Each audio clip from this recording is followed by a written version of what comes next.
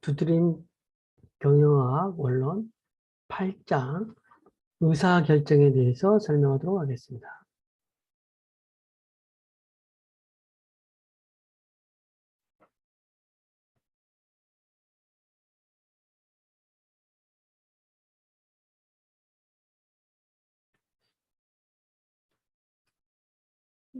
계획 수립을 하는 과정에서 의사결정이라고 하는 것은 실질적으로 어떤 플랜, 두, C 이런 개념이 있잖아요. 경영학에서 어떤 계획을 수립하고 실행을 하고 점검해 본다. 이런 개념인데 의사결정이라고 하는 것은 계획을 수립하는 어떤 마지막 단계라고 할 수 있겠죠. 그래서 어떠한 계획을 확정짓는 거 그런 개념과 같은 개념인데 그래서 우리가 의사결정은 뭐 어느 대학을 갈 것인가 또 어느 학과를 지원할 것인가 이러한 의사결정을 여러분이 했잖아요. 이러한 것이 어떠한 과정을 거쳐서 했는지 이러한 것처럼 어떤 기업에서 의사결정을 하는 데 있어서 의사결정의 개념과 기업의 의사결정의 과정은 어떤 것들이 있는지 그리고 기업의 의사결정의 유형은 무엇인지 어떤 것들이 있는 건지 이러한 세 가지 차원에서 의사결정과 관련된 이야기를 하고자 합니다. 의사결정이라고 하는 것은 아까 여러분들이 설명했지만 여러 선택 가능한 대안 중에서 여러분이 한 가지 대안을 선택하는 거라고 할 수 있겠습니다. 그래서 여러분들이 여러분들이 의사결정한 어떤 여러 대학이 있었지만 어떤 여러분들이 이 대학을 선택한 이유 또 여러 과 중에서 또 경영학을 선택한 이유 이러한 부분이 여러 대안에서 여러분이 선택을 결정을 한 거잖아요. 그래서 의사결정이라고 하는 것은 뭐냐면 선택 가능한 여러 대안 중에서 미리 정한 기준에 따라서 가장 알맞는 대안을 선택하는 것이다. 그래서 선택 가능한 여러 대안들 중에서 미리 정한 기준에 어떤 여러분들이 경영학과를 선택했으면 경영학과가 왜 나에게 적성에 맞는지 이러한 기준이 있었을 거 아니에요. 여러분이 문과적인 적성이 있다든지 이런 것 때문에 내가 문과를 선택했는데 또 역시 거기에서 내가 경영학을 선택해야 되겠다. 그리고 경영학과 관련된 것이 나의 흥미가 있을 것 같다. 이런 부분이 원인이 될 수 있는 거죠. 그래서 이제 그런 부분처럼 기업에서 의사결정은 기업의 가장 유리한 어떤 대안을 선택하는 거다. 그러니까 여러분이 경영학과를 선택한 것도 만약에 다른 어떤 과를 선택하는 것보다 여러분 인생에 있어서 경영학과를 선택하는 것이 가장 좋을 것 같아서 선택하는 것처럼 기업에 있어서 어떤 의사결정을 항상 할 때마다 이 의사결정이 그 기업에게 가장 유리한 선택이 될 것 같다. 그래서 최고 경영층에서만 이루어지는 게 아니라 모든 경영자에서도 발생한다. 그럼 사장은 사장님대로 의사결정을 하는 거고 중간관리자는 중간관리자로 의사결정을 하는 거. 또 여러분의 또 밑에 실무 담당자들은 담당자대로 의사결정을 하는 거죠. 그러니까 기업의 의사결정이라고 하는 거는 모든 계층에서 발생한다는 거죠. 그리고 경영 의사결정을 말할 때는 주로 최고 경영층의 핵심을 이루고 있으며 상하 계층일수록 의사결정의 중요성은 물론 그렇죠. 사장님의 의사결정이 중요한 의사결정. 뭐 부장의 임원진의 의사결정도 중요하지만 대표이사, 오너, 회장님의 의사결정이 더더욱 중요하듯이 기업의 의사결정은 주로 최고 경영층이 핵심을 이루고 있으며 상하 계층으로 올라갈수록 의사결정이 더욱 확대된다. 그러니까 중간관리자의 의사결정보다는 임원의 의사결정보다는 대표이사, 사장의 의사결정이 중요하고 핵심적인 기업에서 핵심적으로 의사결정이라고 하는 것이죠. 그래서 잘못된 의사결정은 기업뿐만 아니라 조직원에게도 잘못된 피해를 주고, 올바른 의사결정은 기업의 성과를 기준으로, 기업이 어떤 의사결정을 하느냐, 사회적인 책임을 하지 않고 의사결정을 하면 또 사회의 여론의 지탄을 받는다든지 이러한 거에 의해서 되돌릴 수 없는 어떤 의사결정을 하는 경우가 있잖아요. 요즘에 뭐 남양유업 사태 같은 경우에 보면 어떤 코로나 어떤 치료 효과가 있다. 어떤 이런 부분에 있어서 이야기를 홍보를 잘못 발표했다가 회사가 불매운동으로 번져서 회사를 뭐 이렇게 인수합병 하겠다 이렇게 의사결정을 하기도 하잖아요. 그래서 어떤 기업의 어떤 작은 의사결정이지만 그게 파급 효과가 클 수 있다는 거죠. 그래서 잘못된 의사결정은 기업뿐만 아니라 조직원에게 잘못된 결과와 피해를 주기도 하고 기업이 망하기도 할 수 있다는 거죠. 대신 올바른 의사결정은 기업을 아주 성과 있게 한다. 요즘 카카오 같은 경우에도 너무 방만하고 너무 문어발식으로 확장하다 보니까 플랫폼 기업의 어떤 폐해를 많이 얘기해서 국회라든지 정치에서 이거는 좀 규제해야 된다고 이런 여론이 있잖아요. 서서히 좀 회사를 선정해야 되는데 너무나 많이, 그러니까 카카오 택시, 카카오뱅, 카카오은행, 카카오 어떤 여러 군데 많은 카카오 보험, 어떤 카카오를 통한 비즈니스를 너무 많이 하다 보니까 한국 사회에서 그 기업의 집중화 이런 부분에 대해서 좀 문제를 제기하는 거죠. 순간순간 일어나기도 하고 오랜 시간에 걸쳐 일어날 수도 있다. 의사결정이라고 하는 것은 매일매일 하는 의사결정도 있을 수 있지만 한 달에 한 번 하는 의사결정이 있을 수 있다. 뭐 연간 의사결정, 뭐 경영진의 교체 이런 거는 1년에 한 번 정도 하는 거잖아요. 그런 것처럼 의사결정이라고 하는 거는 순간순간 일어나기도 하고 오랜 시간에 걸쳐 생각해서 일어날 수 있다는 거죠. 뭐 매일매일 하는 반복적인 의사결정 같은 것도 있을 수 있잖아요. 그런 것도 있지만 오랜 시간에 많은 사람들의 의견을 받아서 의견, 신규 투자라든지 또 새로운 사업에 진출한다. 이런 거는 어떤 의사결정을 그 어떤 뭐 이렇게 간단하게 생각해서 할 수가 없잖아요. 여러 사람들의 의견과 어떤 자문 이런 걸 받아서 의사결정을 해야 합리적이고 좋은 확실한 의사결정을 할 수 있으니까. 의사결정 단계는 의사결정 과정에서 첫 번째 의사결정 과정은 첫 번째 의사결정 단계,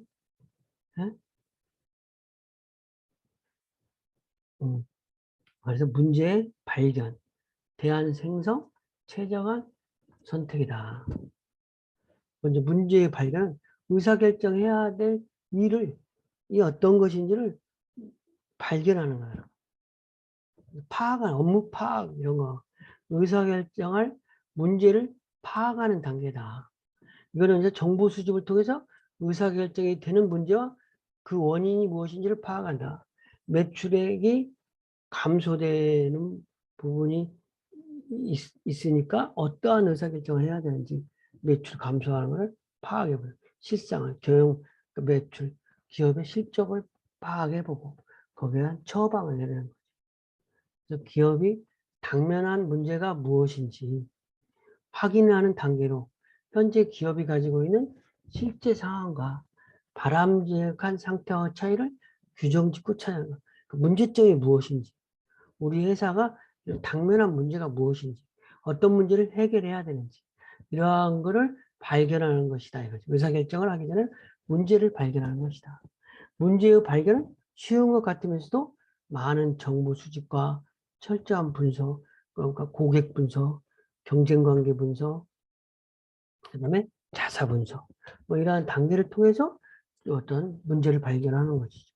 경쟁점은 이렇게 우리 매출액은 10% 성장하는데 경쟁점이 30% 신장하고 있다. 그러면 왜 30% 신장하는지, 어떠한 품목을 취급하기 때문에 그러는 건지, 소매점 같으면 MD를 어떻게 바꿔서 그러는 건지, 아니면 어떤 전략이 뭐 사은 행사를 뭐 한다든지 프로모션을 열심히 하고 있는다. 이런 걸 파악해서 어떠한 문제점이 있는지 파악해서 우리 회사도 거기에 대응하거나 새로운 의사결정을 통해서 어떤 문제를 해결할 필요가 있는 거죠. 경쟁업체는 30% 신장하는데 우리 기업은 10%만 신장한다.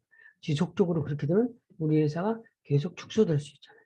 그러니까 시장 점유율이 축소되고 결국에는 어떤 도태될 수가 있으니까 우리 기업의 문제점을 경쟁사에서 찾는 거죠.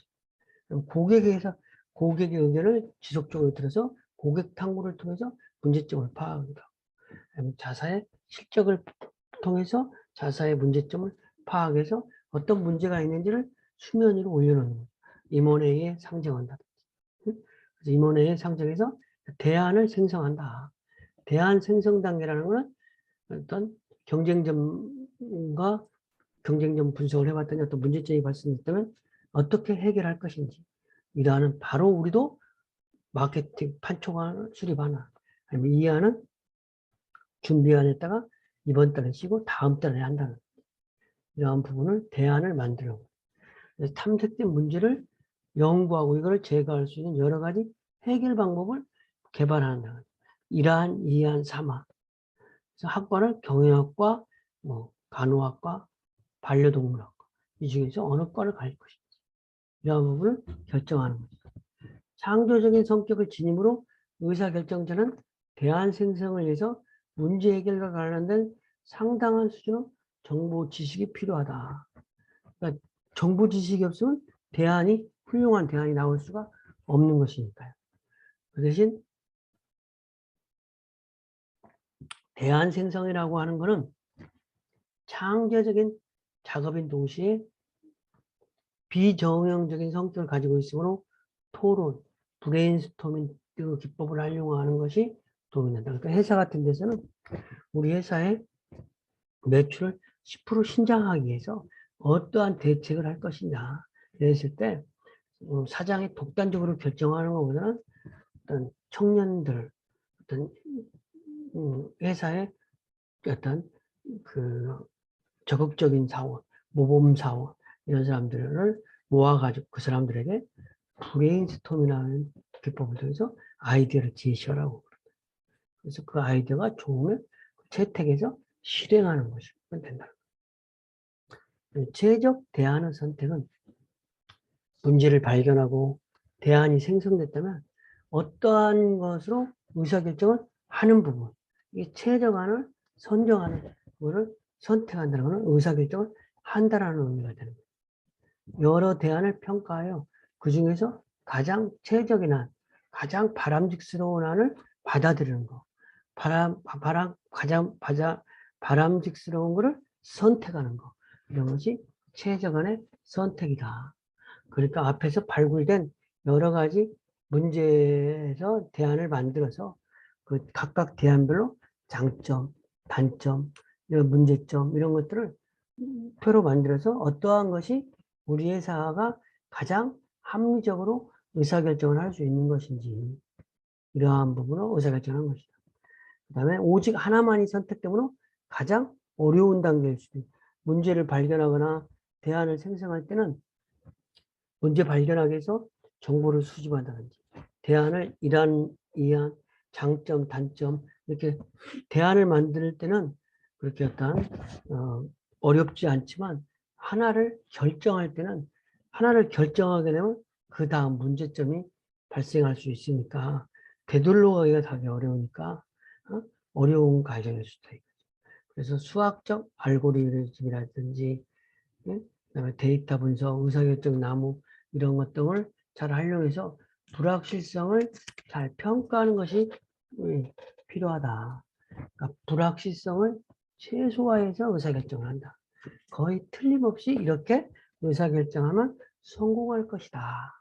이러한 확신이 쓰는 안으로, 그런 확신이 쓰는 방향으로 의사결정을 하면 된다. 그래서 의사결정의 단계는 먼저 정리하면 문제를 발견하고, 어떠한 문제점이 있는지, 문제 개선해야 될 문제를 발견하고, 대안 생성은 그 문제를 해결해서 1안, 2안, 3안, 대안을 생성하고 대안의 장단점 분석까지 하는 거. 최적안을 선택한 단계는 그 중에서 좋은 안을 선택해서 실행하는 거. 최적안을 선택하는 거. 그 의사결정은 문제 발견, 대안 생성, 최적안을 선택. 이러한 단계를 거친다고 보면 되겠습니다. 그래서 의사결정 유형을 보면 의사결정 유형은 문제 성격에 따른 의사결정, 경영층에 따른 의사결정이 있다는 거죠. 그러니까 무사가 문제 성격에 따라서 일단 일상적인 의사결정이 있을 거고 전략적인 의사결정이 있을 수 있고 업무적인 의사결정 뭐 이렇게 여러 가지 의사결정이 있을 수 있는 거죠. 또 경영층에 따른 의사결정이 있을 수도 있고 그래서 조직 계층으로 보면 하위 관리층, 중간 관리층, 최고 경영층이 나오면 경영 계층에 따른 의사결정은 경영자가 하는 전략적 의사결정, 관리자가 하는 관리적 의사결정, 그 다음에 어떤 직원들이 하는 업무적 의사결정 이런 부분이 있을 수 있는데 또 문제 성격에 따라서 비정형화된 의사결정과 정형화된 의사결정이 있다는 거죠. 그래서 문제 성격에 따른 의사결정 유형부터 먼저 보면 문제 성격에 따라서 정형화된 의사결정, 비정형화된 의사결정이 두 가지고 비정형화된 의사결정이라고 하면 뭐냐면 정형화되지 않은 어쩌다 한 번씩 발생한다. 상황이 특수하거나 일상적이지 않은 경우에 발생하는 경우로서 많은 위험과 불확실성을 포함하는 거죠. 정형화되지 않으니까. 그 다음에 최고경영층에 의해서 주로 이루어지는 거죠. 보통 일상적인 일이 아니니까 경영자가 직면한 대부분의 중요한 문제가 이게 반복적인 의사결정이 아닐 때 비정형화된 의사결정이 되니까 그런 부분이라고 보면 되겠죠. 그리고 이런 의사결정은 조직의 생존과도 관련이 있으며 장기적인 예측의 성격이 있다는 거죠. 장기적인. 왜냐하면 정형화된 의사결정은 주로 관리적인 의사결정이나 업무적인 의사결정일 확률은 많지만 일단 정형화된 의사결정은 뭐냐. 미리 정해진 규칙에 따라 이루어지는 규칙에 따라서는 일상적이고 반복적인 매우 구조화된 의사결정이다. 문제의 구조가 명확하고 틀에 박힌 일정한 절차와 방법에 따라 기계적으로 의사결정을 한다는 거죠. 기계적으로. 그리고 의사결정 과정에 많은 비용과 노력이 이루어지지 않으므로 하위 관리층에 의해 이루어진다. 의사결정에 많은 비용과 노력이 이루어지지 않으므로 하위 관리층에 의해 주로 이루어지는 의사결정이다.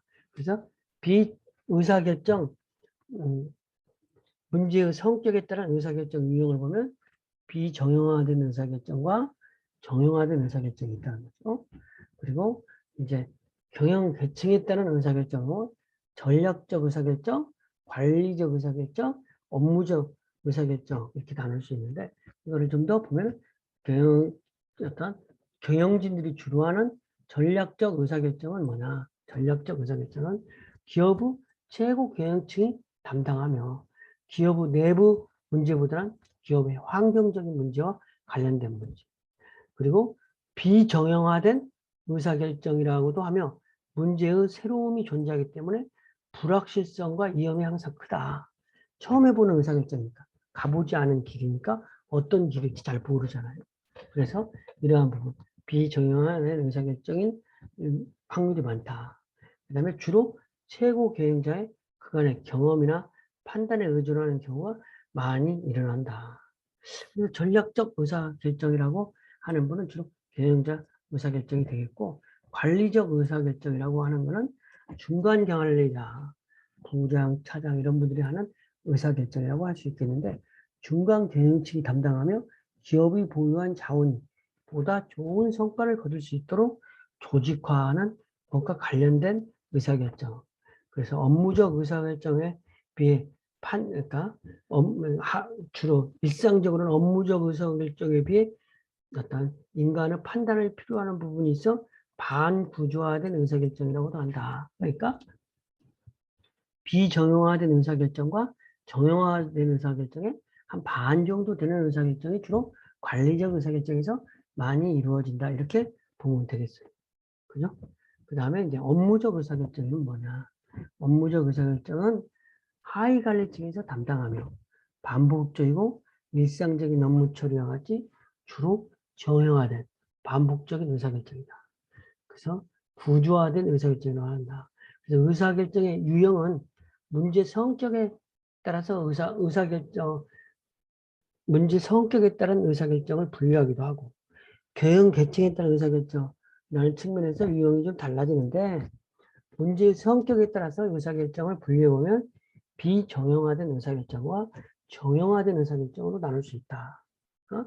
그거는 일상적으로 하는 정형화된 의사결정과 반복적이지 않은 불확실성 있는 비정형화된 의사결정으로 나눌 수 있는 거고 그 다음에 개형 계층 간의 계층을 중심으로 해서 의사결정들이 어떻게 이루어지는지를 보면 유형을 보면 전략적 의사결정이라고 해서 주로 경영진이 하는 의사결정 이건 기업 내부나 내부 환경적인 문제 관리적인 의사결정은 중간 관리자들이 주로 하는 의사결정으로 반구조화된 의사결정이라고 하고 업무적 의사결정이라고 하는 것은 반복적인 의사결정으로 구조화된 의사결정이라고 한다는 거죠. 의사결정 의 것들 의사결정이 어려운 이유를 보면 의사결정을 하는데 의사결정이 어렵다. 이거 어려운 의사결정을 하는 것이 어려운데 이 어려운 이유가 무엇이냐?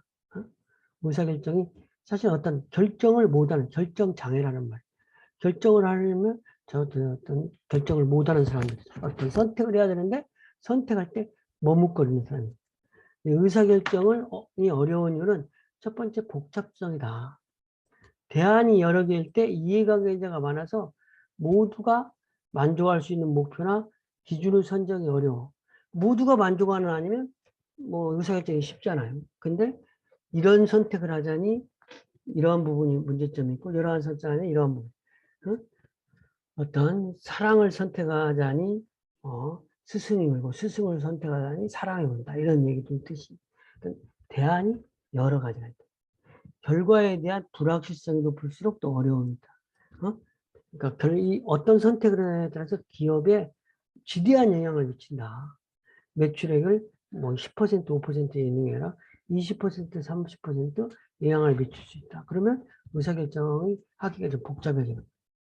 그 다음에 의사결정에 따른 결과가 미래에 실현되기 위해서는 이 과정에 작용되는 통제할 수 없는 다양한 요인들을 파악하기 위한 정보 수집 능력이 필요한데 그러지 못한 경우에 의사 정보 수집을 하는데 의사결정과 관련된 모든 정보를 다 수집할 수가 없잖아요. 그래서 불투명하기 때문에 어떤 의사결정이 하기가 어려울 수가 있다. 그 다음에 의사결정자의 가치관이 에 따라서 의사결정을 하기 때문에 의사결정이 어렵다. 의사결정자의 가치관에 따라서 의사결정이 차이가 있는 거죠. 진보, 보수, 진보적으로 의사결정하는 사람, 보수적으로 의사결정하는 사람, 리스크를 테이크하는 사람, 리스크를 거절하는 사람. 위험이 없는 방향으로 의사결정을 주로 하다면 주로 안전 위주로 의사결정을 하는 거예요. 리스크가 있어도 의사결정을 하면 리스크는 있지만 좀 수익은 많이 날 수 있는 거예요. 그래서 의사결정자의 가치관에 따라서 의사결정이 달라있는 여러 결정 대안 중 선택 과정에서 의사결정자의 가치관에 따라 선택의 차이가 발생한다는 거예요. 그래서 어떤 의사결정자의 가치관에 따라서 의사결정은 이 판단이 많이 달라지기 때문에 이러한 의사결정이 어렵다.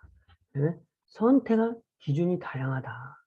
의사결정을 이렇게 하면서 다 합리적으로 했다고 자기가 어떤 설명할 수 있잖아요. 자기가 공부를 뭐 3대 거짓말이라는 게 있잖아요. 노처녀가 시집을 안 간다고 하는데 시집을 안 가는 게 아니라 시집을 갈 만한 조건에 맞는 상대자를 못 구해서 안 간 것처럼. 선택 기준의 다양성. 의사결정은 선택 기준이 다양할수록 어려워진다. 그리고 기업의 단일 선택 기준은 이윤 극대화, 또는 비용 최소화하지만 기업의 의사결정 후 하나의 결정을 내리기 위해서는 비용 효과, 기타 연관적인 일이 많아요. 비용, 어떤 의사결정이 딱 비용을 절감하는 의사결정이다. 어떤 의사결정이 수익을 내는 의사결정이다. 그러면 의사결정이 쉬운데 딱 하나로만 연결되어 있지 않다는.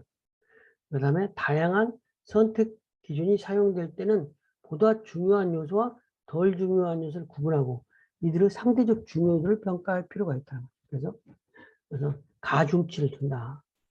가중치를 두어서 내가 어떤 평가 요소를 해가지고 가중치를 두어서 좋은 안에 평가를 의사결정을 하면 되겠죠.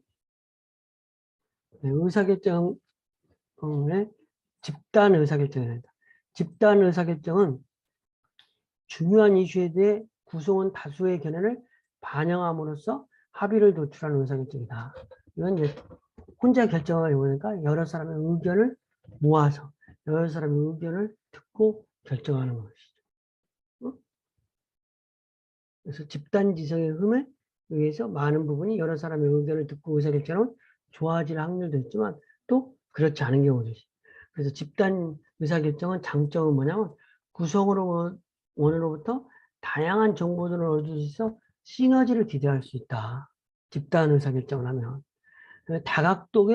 다각도적인 문제를 접근할 수 있다. 여러 사람이 문제를 바라보는 시각이 다르니까 어떤 대안이 달라질 수도 있잖아요. 그래서 구성이나 또 합의로 어떤 의사결정을 하면 결과에 대해 수용도 구성원 전체가 받아들이니까 또 다른 조금 실패하지만 일부 전진을 위해서 후퇴할 수도 있는 거죠. 그런데 그 실패가 구성원들이 모두가 동참했기 때문에 앞으로 또 다른 의사결정할 때 모두가 긍정적으로 받아들일 수 있는 거죠. 의사결정에 참여한 구성원들의 높은 교육 효과가 있다. 단점은 회의와 정보의 의견 대립을 조정하는데 시간이 당근. 그러니까 혼자 의사결정은 신속하게 의사결정을 하는데 집단적인 의사결정을 할 때는 여러 사람의 의견을 청취하고 또 조정하고 이러한 부분이다. 집단의 힘이 또 작용할 수 있어요. 실권자가 요구하는 의사결정이에요. 사장님이 짜장면 시키면 많은 사람들이 다 똑같이 짜장면 시켜버린다. 짬뽕 안 시키는. 서로의 의견이 비판이 없이 동의하는 경향이 있다. 최저간을 알면서 체면이나 상호 갈등으로 최저간을 선택하지 못하게 될 때도 있다. 이런 집단적 의사결정이 장점과 단점이 있다는 거죠. 근데 집단적 의사결정의 한계점은 뭐냐면 책임이 분산된다. 의사결정을 해도 내가 다 의사결정한 게 아니고 여러 사람이 공동 책임이 되는 거죠. 그다음에 집단 양극화 현상이 있을 수 있다. 각 구성원의 다양한 생각은 최소 의정 갈등에서 양분되는 상황으로 가는 경우가 있다. 그래서 이를 반대한 사람, 찬성한 사람들. 찬성하는 쪽으로 의사결정을 하면 반대하는 사람들의 어떤 그런 부분이 있는 거고, 반대하는 쪽으로 의사결정은 찬성했던 사람들 입장에서는 또 그게 반대편을 쓰는 거죠. 그 다음에 합리화 현상이 있을 수 있다. 초기에 집단의 주장이 잘못되고 더 좋은 제안이 제시되어도 쉽게 수용하지 않는 경우가 있다. 한번 의사결정은 우리가 잘했다고 하는 어떤 그런 방향으로 합리화한다는 것. 집단의 압력 현상을 유발한다. 사람들은 다수 선택, 그러니까 뭐 100명이 있다는 한 60명이 어떤 말에 찬성하면 다른 사람들이 거기에 좋다고 어떤 찬성을 하게 된다. 다수 선택을 따르는 경향이 있다는 거예요.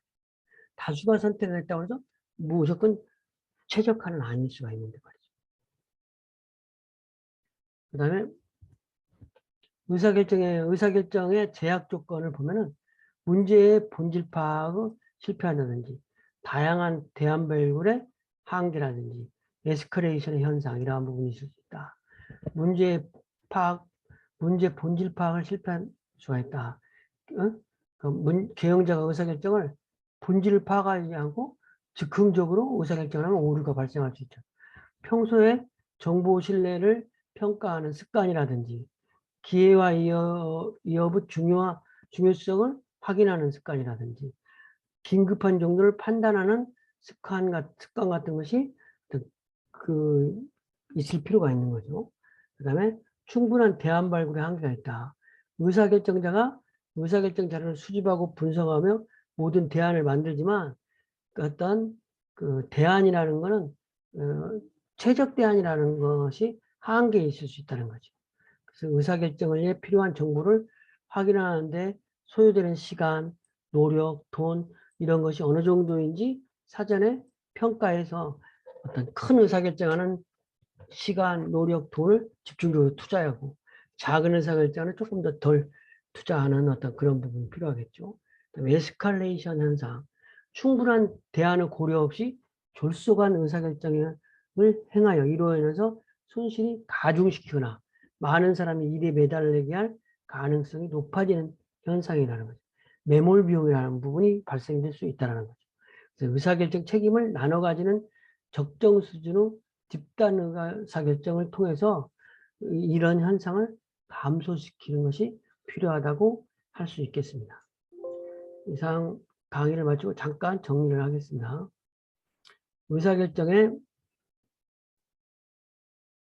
의사결정이라고 하는 것은 의사결정이라고 하는 기업의 가장 유리한 대안을 선택하는 것인데 의사결정 단계는 먼저 문제의 단계알, 어떠한 문제점이 기업에 있는지, 그 다음에 그 문제를 해결하기 위한 대안을 생산해서 대안을 평가해서 최적안을 선택하는 것이 의사결정이다.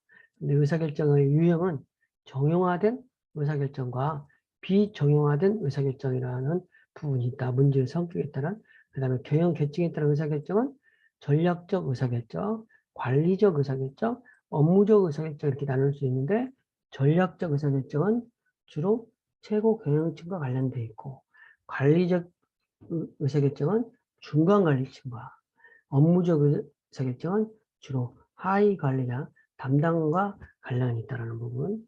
그 다음에 의사결정이 어려운 이유는 복잡하다. 그 다음에 의사결정자의 가치관, 선택 기준의 다양성 이러한 부분에 따라서 의사결정이 어렵다. 그리고 집단적으로 의사결정을 많이 하는데